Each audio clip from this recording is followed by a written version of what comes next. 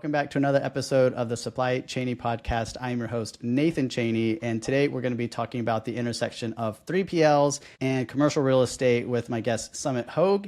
He is going to give us a little bit about his background and the company that he's recently started by the name of Growe. And I'm interested to hear more. Summitt, can you tell us a little bit more about yourself? Yeah, man. No, thank you for having me on. I'm excited. I always love hopping on podcasts and talking about the crazy world of supply chains.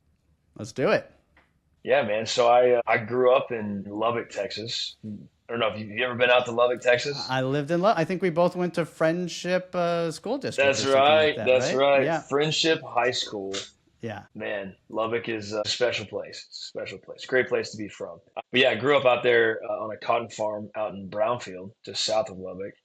And we've been farming the same land out there for over 100 years. So it's really cool to kind of grow up that way. I actually wanted to be a farmer, so I went to school for viticulture, the study of wine grapes. And my dad and I built a vineyard, and I thought, all right, I'm going to run the vineyard, and I'm going to be a farmer. And what ended up happening is I missed class that day where they said it takes 2 years for a vineyard to actually produce any grapes once you plant it. So I was looking around, going, all right, well, we planted this thing now. How am I going to make some money for the next 2 years? My dad was basically like, bud, got your brother going. You're going to have to get out of here and go figure something else out. So I packed up a Penske truck and I drove out to Dallas and started swinging. So I played football at Texas Tech, and there's a guy in Dallas that ran a real estate company that used to play, or he played football at Texas Tech way back in the day, and got connected with him and went to work over at Rubicon, which is a local tenant rep shop here in Dallas. Learned a lot about commercial real estate in general. Learned that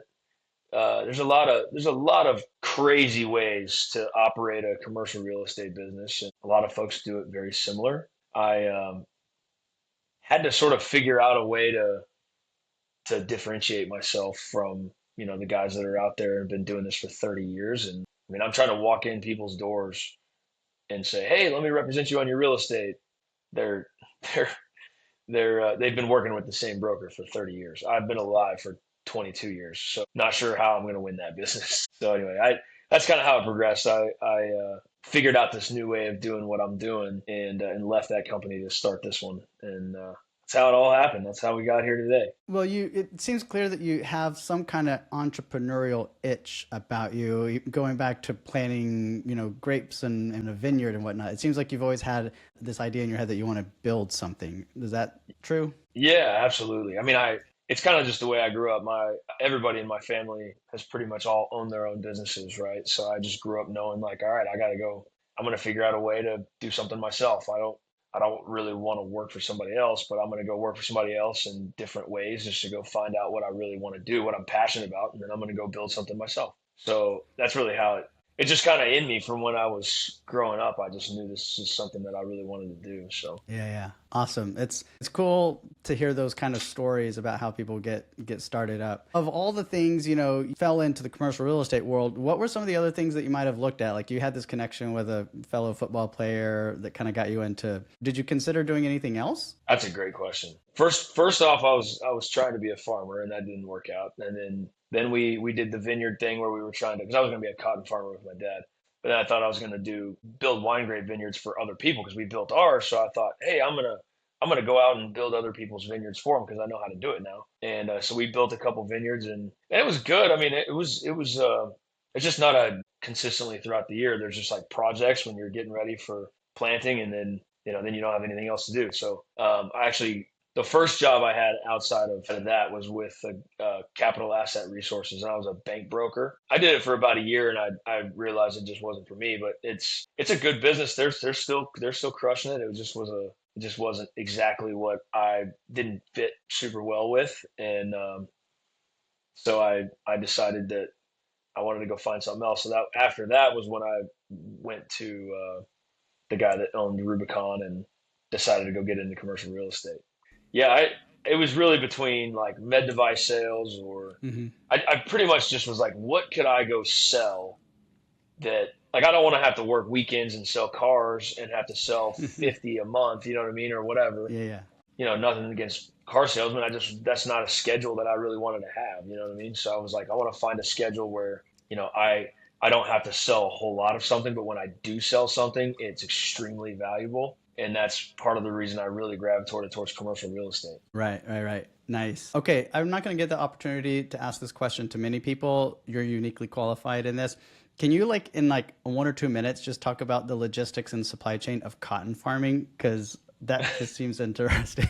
It's a wild business, but you pretty much just you grow your cotton, and then when you get down to the end and it's harvest time, you're out there just harvesting as much as you can, and you put it into you're making what's called a module, and the module sits out there, and the module is like exactly designed to fit in the back of a truck, right? The back of a module truck where they back up and this little machine pulls it up into the truck, and then they take it to the gin, and it's got a label on it, and they take it to the gin.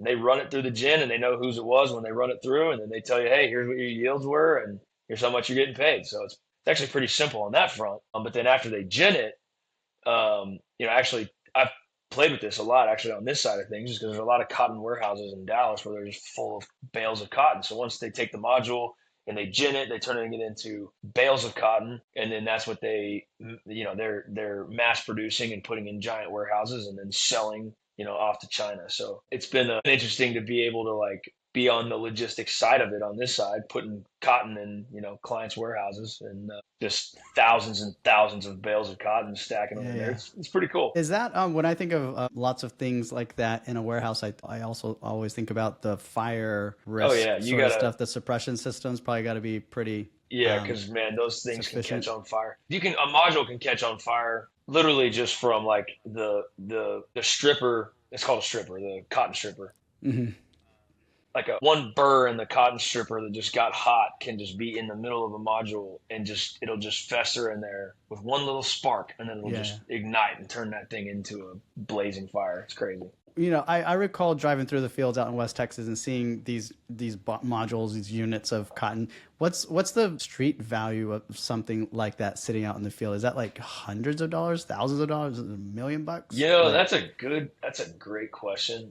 I don't know the answer, but I know that they are, put it this way, cotton farmers they're just getting the short end of the stick, because yeah, cotton today is like 70 cents a pound, okay. and 40 years ago, it was 70 cents a pound. Geez, yeah, So like their cost to produce cotton is astronomically. Tractors are 500 grand now, right? yeah. And land is more expensive, and diesel and all these different things, chemicals and seed, and literally everything you got to buy is way more expensive, but you're still getting 70 cents a pound. It's like, I don't understand how their pricing hasn't gone up. I mean, it should be north of $1 at this point, but it's not. So Right. And it sounds like this is one of those commodities that's getting put into containers and shipped back, reverse logistics to Asia, right? Since we've got so much finished oh goods, yeah, this would be one we're of those raw shipping it. materials that we're sending over, right? We're shipping to Asia, and they turn it into a T-shirt like this, Yeah. send it back to us, and my wife washes it and dries it, and now it's a extra small when it started as a large, and then I have to buy another one. There you go. All right. So a little bit about your background there. Tell me a little bit more about getting Growe off the ground and kind of the beginning years, and where you kind of, what was your first deal that you went and celebrated that night, and tell us about Yeah, those no, early that's a days. great question. So the idea of Grow really started when I was at Rubicon, because their operation is very like it's a local tenant rep firm, and it's how everybody operates. It's desk, phone, computer. That's your geographical area. Go win as many deals as you can in that market. And what I realized as I'm out there just pounding the streets, walking indoors, is like, I'm trying to win this guy's business. And like I said, he's been running his business longer than I've been alive. So why would he choose me to represent him on a $30 million real estate decision when I don't even have $4.50 in my bank account? So it was that was tough. I mean, I spent a full year doing that, and I realized pretty quick, like, all right, you know what? I am incredibly in debt, and I've spent a year of my life, because it's 100% commission. Like, you're not making money until you close deals. And so I met with one of my mentors, and he goes, man, it's going to take you about, just trust the process. It's going to take you 10 years before you clear over $1 million. So just got to be 10 years, and you got to just bust it between now and then. And, hopefully you get out of this slump of nothing and you get to something, and just work your way up. And I just basically was like, man, I don't have 10 years for that. I gotta figure something else out like now. And so what I did is I stepped back and I was like, you know what? There's got to be a different way of doing this. And there's an insane conflict of interest with, these guys that represent landlords and try to represent tenants at the same time. That just should not happen, right? And if everybody else in this whole industry across the whole world is doing it the same way, meaning they're geography focused, right? They have their streets and their highways they stay between. Like the days of having to do that, in my opinion, are gone. I mean, think about the data we have at our fingertips now that we didn't have 20 years ago. Well, the guys that are running all these huge offices all over the place have been doing this for 20 plus years. They've been doing it since you had to be in the streets. And they still tell everybody you got to do it like I did it. You know what I mean? So nobody can innovate because they're getting told what they can and can't do. Long story short, I just looked at all that and was like, I mean, if everybody's doing it one way, I'm going to try going on an industry, right? Be focused on an industry rather than a geographical area. I want to focus on being the very best real estate broker that any 3PL has ever seen. And I want to represent them across the country in everything that they're doing. I want to help them win business. I want to help them buy businesses, and I want to help them go expand their own footprint, right? So I start putting the pieces of the puzzle of this together, and I'm meeting with 3PL owners. I'm calling shippers. Actually, my first deal I ever did, I called a brand. I heard that brands on QVC don't make any money at all, right? So if you sell your product on QVC, they pretty much like take all of your profit. You just basically get the marketing of like getting 10,000 people to buy your product, right? And you hope that boosts your sales. And so I saw this product on QVC and I messaged the guy on LinkedIn and I was like, hey, I know you're not making money on QVC, but have you thought about like, what's your plan after? And are you going to start selling it on your own website? And what's your plan for that? And he was like, I don't have a plan. I need to find a fulfillment company that I can build my own website and sell through them. I go, sweet. Let me help you find the right guy. So I started helping this guy look at different 3PLs. And when I call a 3PL and say, hey, can you handle this customer? They're like, absolutely, sure, let's talk about it. But when I call and say, hey, I want to manage your real estate, they're like, pound sand, buddy, I got a guy, right?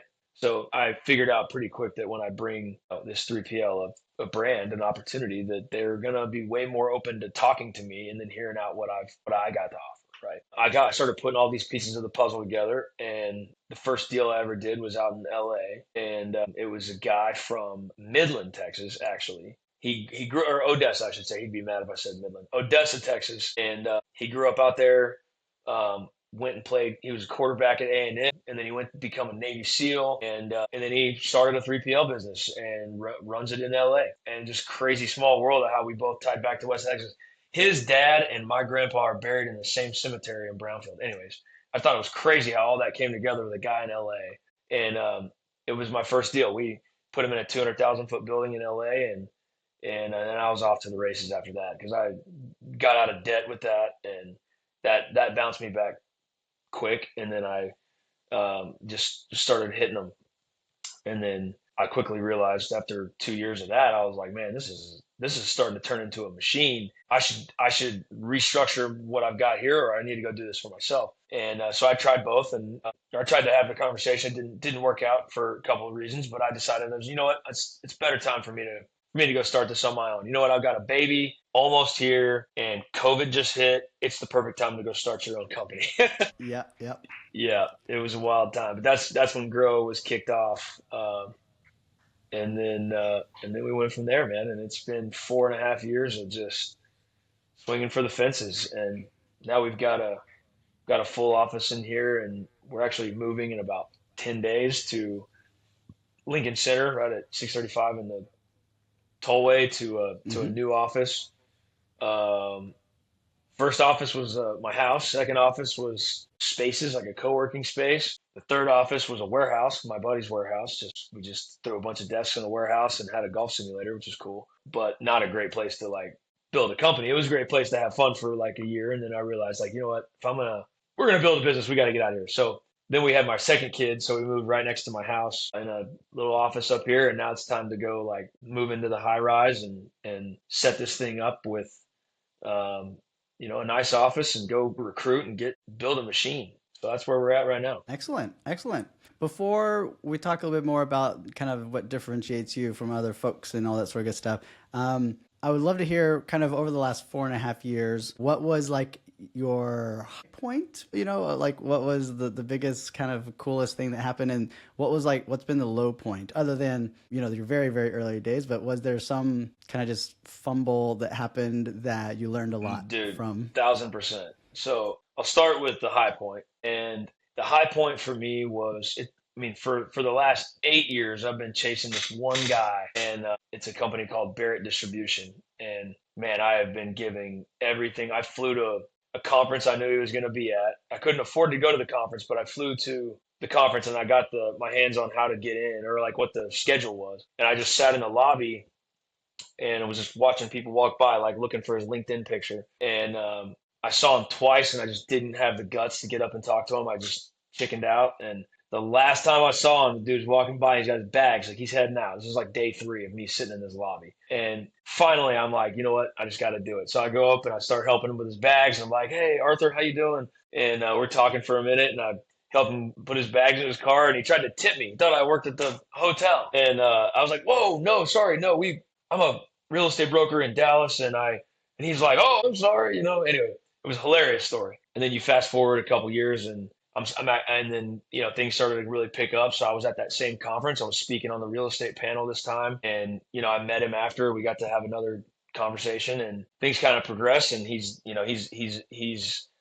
was still kind of skeptical, like wasn't sure about it. And yeah, fast forward another couple years, and finally get him to give me a chance. And that was actually, this time last year. And so the biggest deal of our entire business's career was Arthur finally giving me a chance in Dallas. And we put him in a 500,000-foot building here in Dallas for 11 years and just absolutely knocked it out of the park for the guy. I mean, he is astronomically in a better position than most other 3PLs that have taken space with other brokers in recent months. So good for him. He's in a good spot, real good spot. But that's the high point, because that was just for 8 years battling for it, and to finally get it and it to be the biggest deal of our career. It was awesome. That's Now an the low awesome point, story. yeah, man, going from the guy tipping me, putting his bags in his car in Savannah, Georgia, to finally get it is crazy.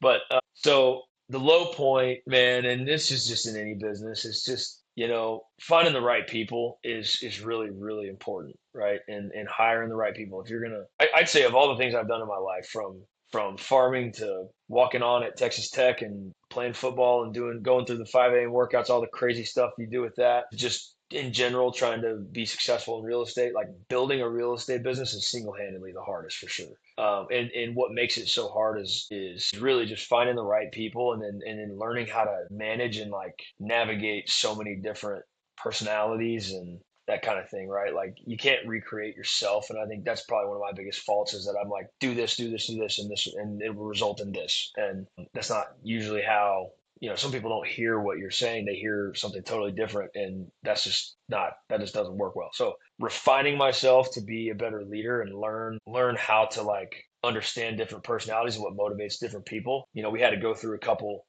blow ups where guys left or guys had to be fired because I didn't learn my lesson, and they all they had some faults, but I also was at fault for how I handled a lot of different things. And so the low points have definitely been in those moments where it's just like those things come to a head and you're having to have these hard conversations, but we've learned a lot from them and we're a lot better for it. And now I think if you look at the roster up here at Grow, it's one that I go to war with on anything, and we're adding to it too. And these guys are solid, and things are finally starting to ignite from like a full company perspective, right? Everybody's starting to get that taste of blood in their mouth and understand and see all the moving parts, and they're starting to be able to have a conversation with somebody here and find synergy over here and just put it together, and it creates something up here. And it's this great giant supply chain spider web of helping this guy sell his business, and helping this guy find a new WMS system. And we don't get paid for any of this, by the way, but just doing all of these different things for people,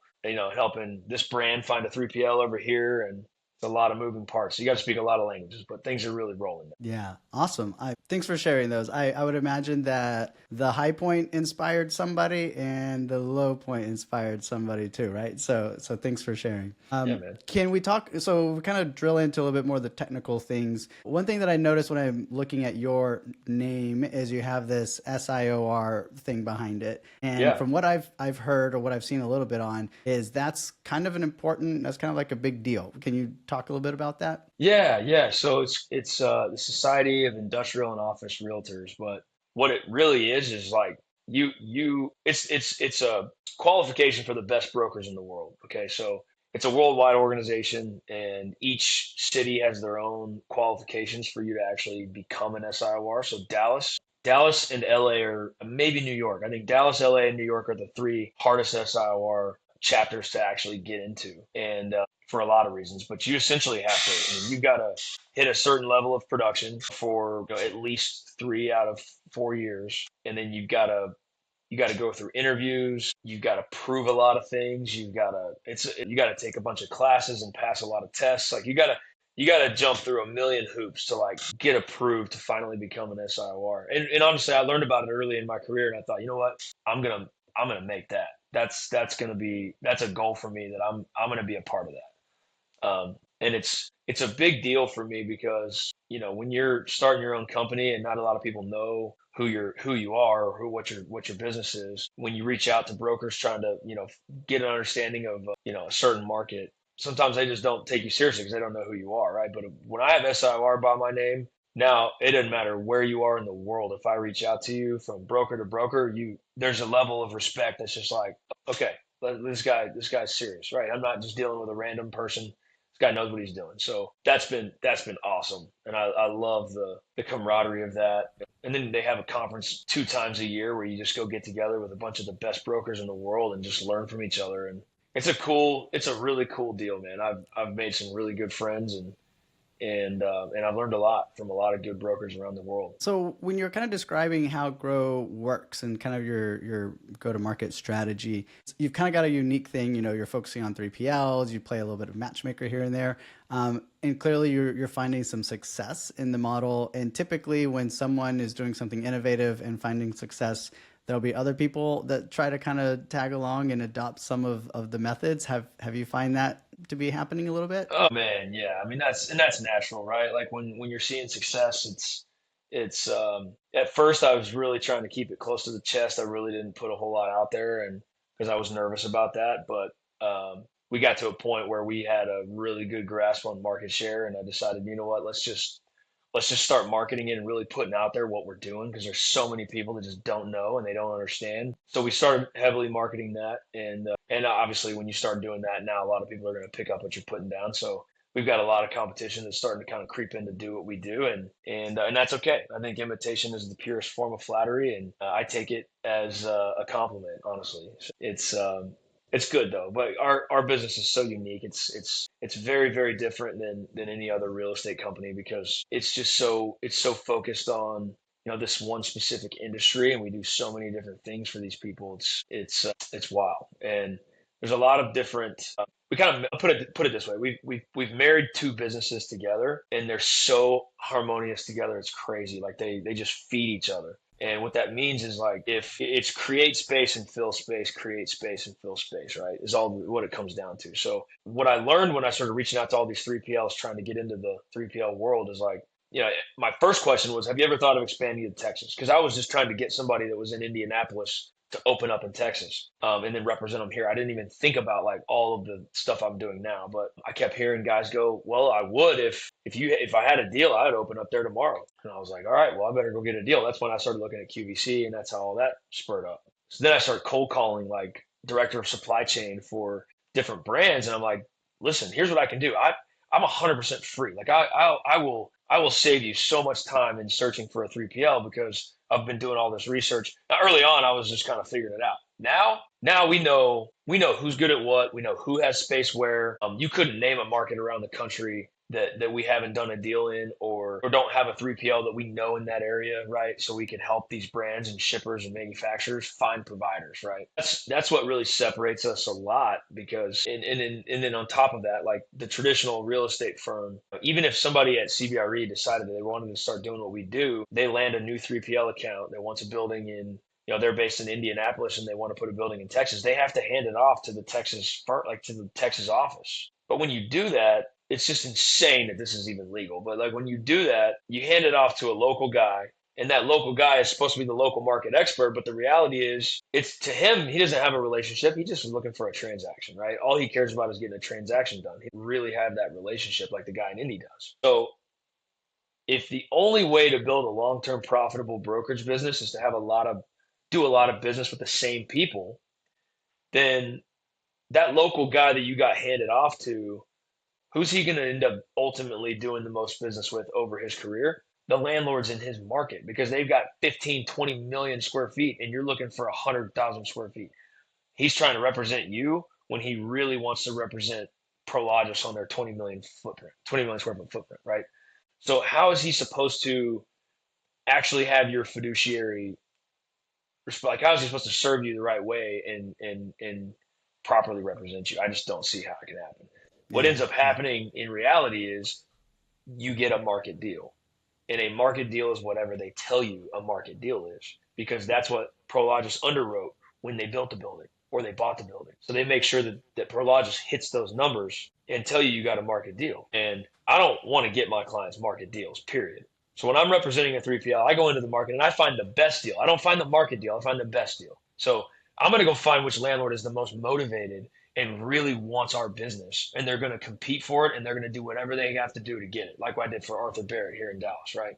That's the idea. I'm going to do that in Salt Lake City. I'm going to do that in LA. I'm going to do that in Chicago. I'm going to do it in Dallas, everywhere, all over the country. Now, I have local brokers that I lean on, right? I have local brokers that I partner with because I need their local market intel, but I don't want to rely on them to negotiate on my behalf because I don't trust them to do it like I'm going to do it for my clients. So I work with them, but because obviously you have to have local licenses everywhere too, right? They're the ones that are on all the documents and we're working together on the deal, but like I'm running the negotiation, if that makes sense. I'm maintaining the leverage and we're running the process. So when the deal gets done, we go on and we do it again in different markets all over the place. And I feel more like, so to a 3PL, I'm going to feel like an internal real estate team that they never have to pay anything to, because I'm helping them strategize on which markets they're going to go into and doing the research and pulling together how much space we're going to take and how we're going to do this and that. And then also, and then helping them win business to go put in these buildings. So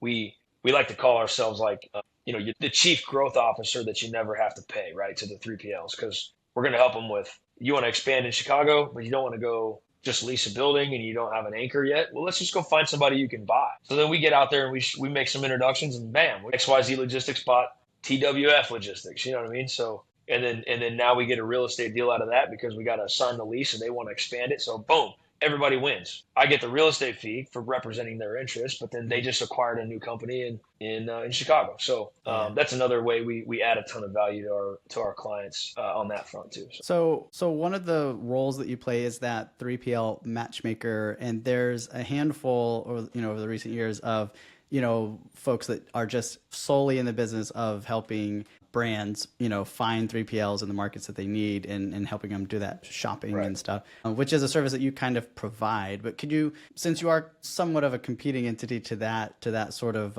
part of the industry, can you just describe for folks how that, from someone who does that for their complete living, I guess? Yeah. So the idea is, and this is where I was talking about, we married two businesses together.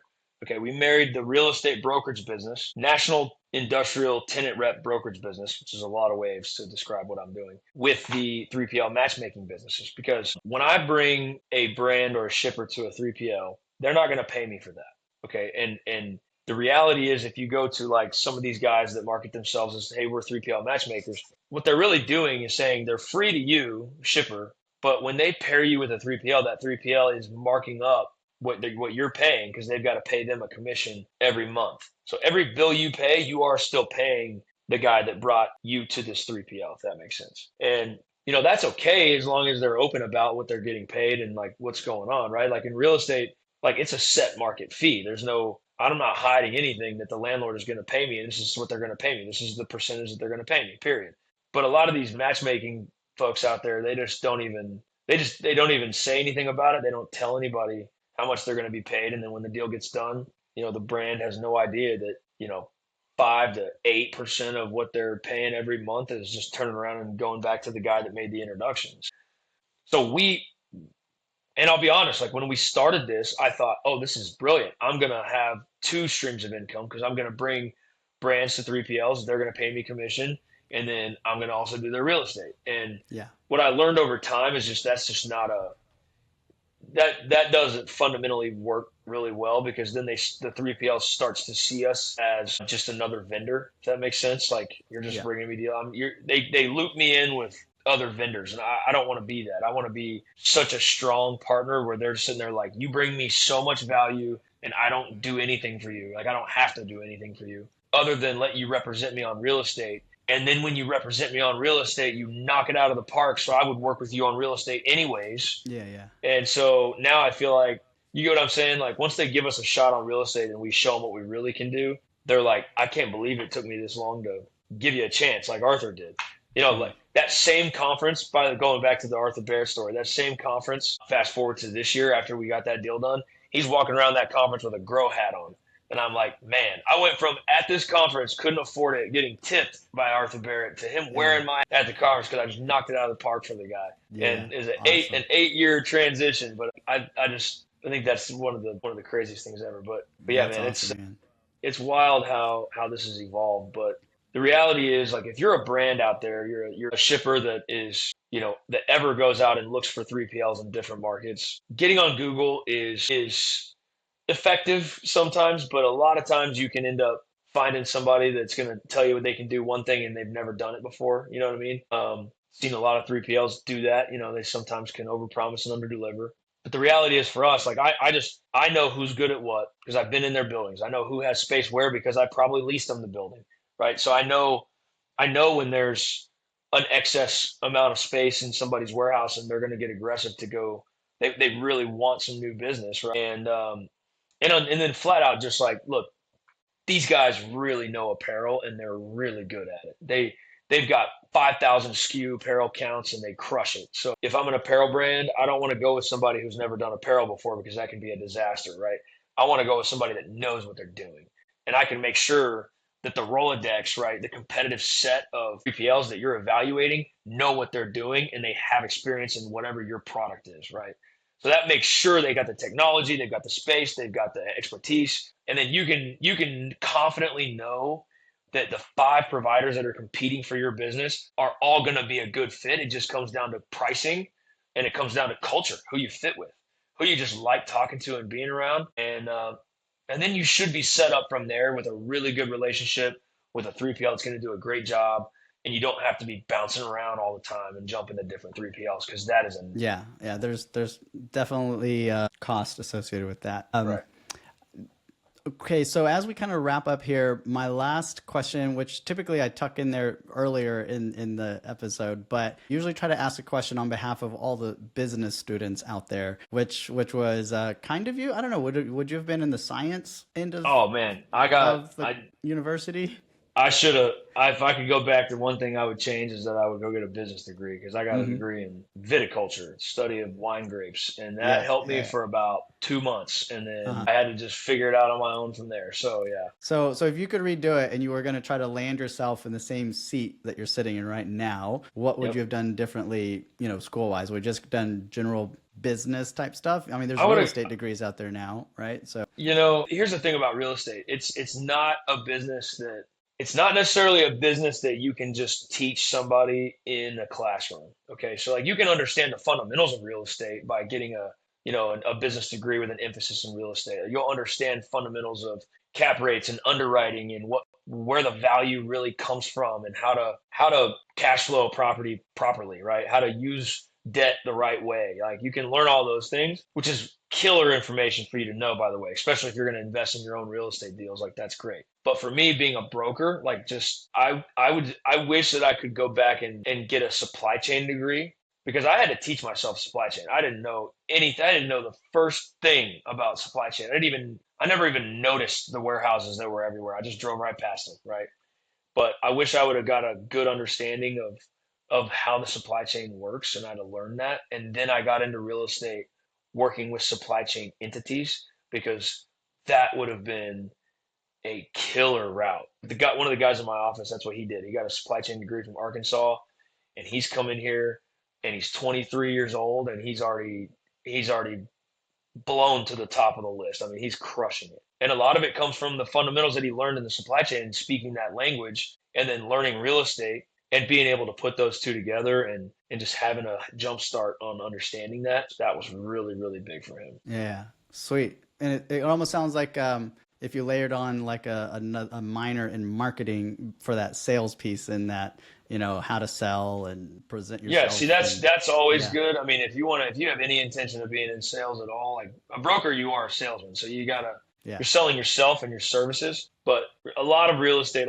is a school of hard knocks, man. It's just jumping in and it's trial and error and people slamming doors in your face and throwing you out the dock doors and telling you you're the fifth guy this week to call me. I mean, I put holes. I still have the shoes. My first year in real estate was door to door to door, just cold calling in Grand Prairie, Texas. And I still have those black shoes that, I mean, they've got holes in the soles of both of them just from working those truck courts and jumping up dock doors and trying to figure it out. And I learned a lot that year. I didn't make any money, but I learned a lot. Sure. And sure. That's really how it happens in real estate. You got to be able to fight through. Like, I don't care where you land. If commercial real estate is what you want to do and brokerage is what you want to do, the first 2 or 3 years are going to be an absolute beating. I mean, you're going to work 80 hours a week and you're going to make nothing. And that's the barrier to entry, though, right? That's why there's not a lot of folks that have really made it in this business.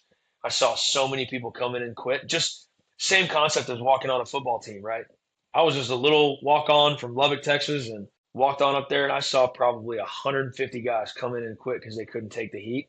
And I saw some guys that battled it out, right? I was blessed to be one of those guys that could roll with it and keep pushing and ended up earning a scholarship, right? Same thing in real estate. You got to fight through what I call the red shirt season, where you're just getting your teeth kicked in, and there you go. Then once you get past it and things start rolling, that's when life really changes. You know what I mean? So Yeah. Awesome. Hey, I really appreciate you sharing your story, sharing a little bit how you got to the seat you're sitting in right now. I would imagine some people took away some really good nuggets of wisdom from that. I hope so, man. And I'll probably seeing you around here in DFW at some event here soon. Sounds good. But thanks for sharing some of your time with us today, and we'll see you around. Sounds good, man. If anybody wants to get a hold of me, especially business students or whatever, like I love hopping on a call and just trying to help steer the ship and give you some advice. So feel free to call me anytime. You can find me on LinkedIn. I'm super active on LinkedIn or our website. My email is just summit@growe-co.com. GROWE-CO. Yeah, don't forget that E. Don't forget the E. It's silent. It's not growy, it's grow.